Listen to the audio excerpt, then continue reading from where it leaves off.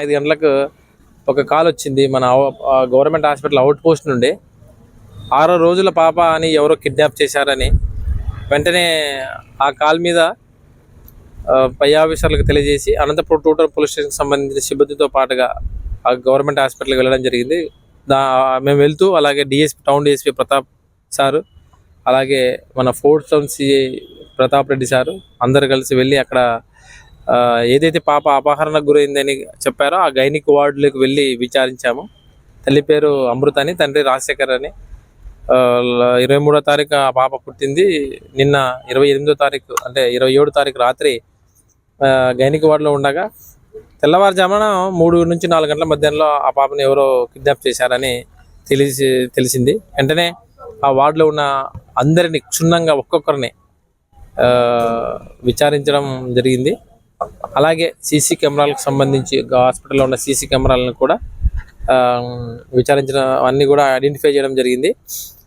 SP గారు ఇమ్మీడియట్గా అందరికీ ఎప్పటికప్పుడు సూచనలు సలహాలు ఇస్తూ ఎవరెవరు ఏం పని చేయాలి, ఎక్కడెక్కడ ఏం పని చేయాలని సూచనలు సలహాలు ఎప్పటికప్పుడు ఎస్పీ గారు ఇచ్చేవారు.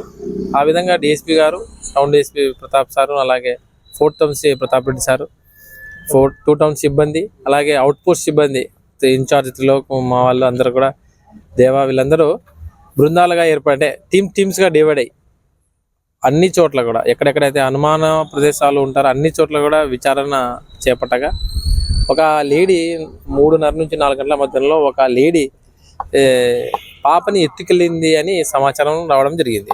ఆ సమాచారం మేరకు మిగతా సమాచారం సేకరించగా 4 గంటల సమయంలో ఏదైతే అపహరణకు గురైందో ఆ అమ్మాయిని ఆ లేడీ తీసుకుని వెళ్ళిందని వచ్చిన సమాచారం ప్రకారం మేము వెంటనే ఆ అమ్మాయిని ఐడెంటిఫై చేయడం జరిగింది. ఆమె ఎవరని విచారించగా ఏదైతే తప్పిపోయి అమ్మాయి కిడ్నాప్ అయిన అమ్మాయి యొక్క బెడ్ పక్కలోనే రోజు అటెండర్గా వచ్చేదని తెలిసింది.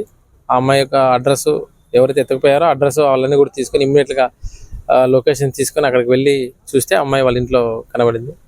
తీసుకొచ్చి వాళ్ళ తల్లిదండ్రులకు అప్పగించడం జరిగింది. దీని మీద పై అధికారుల ఆదేశాల మేరకు కేసు నమోదు చేసి దర్యాప్తు చేస్తున్నాం. 5 రోజులు 6 రోజులు, ఈ రోజుకి 6 రోజులు.